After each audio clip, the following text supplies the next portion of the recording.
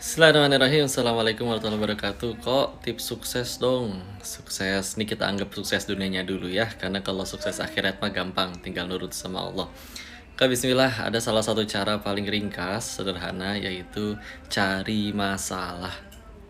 Tapi tentu cari masalah yang positif ya. Ingat, bedakan nyari masalah sama nyari perkara atau nyari ribut.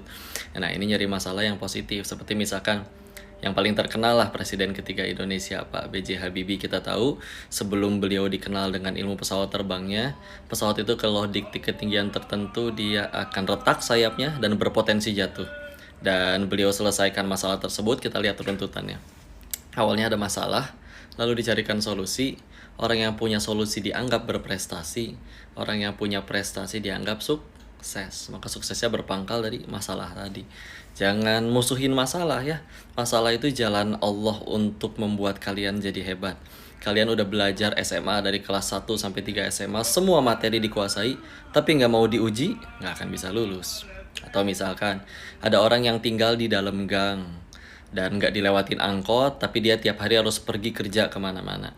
Nah, itu masalah. Dan juga ada orang lagi yang lain, dia punya motor tapi nganggur. Itu juga masalah. Lalu ada orang yang mempersatukan dua orang bermasalah tersebut dalam satu aplikasi. Aplikasi ojek online. Maka kalau penemu aplikasinya minimal untuk dunianya dia lebih sukses dari yang lain, wajar karena nyari masalah, beresin masalah orang lain.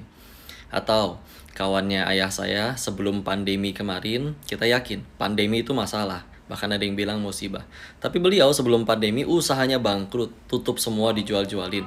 Tersisa 100 juta.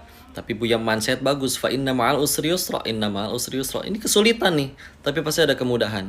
Maka dia menjadi pengusaha masker dan hand sanitizer pertama di Kota Bogor. Dalam waktu 1 tahun 100 jutanya berubah jadi 800 juta. Masya Allah. Kalau tidak ada masalah itu mungkin nggak akan bisa jadi sebesar itu. Tapi Masya Allah, ini jadi senada dengan yang memang disebutkan sebagai motonya Islam. Kita tahu tanda keimanan seseorang meningkat itu pasti pengen makin jadi manfaat buat orang lain. Itulah kenapa Islam motonya rahmatan lil alamin. Makin tinggi keimanan, makin jadi rahmat bagi orang lain.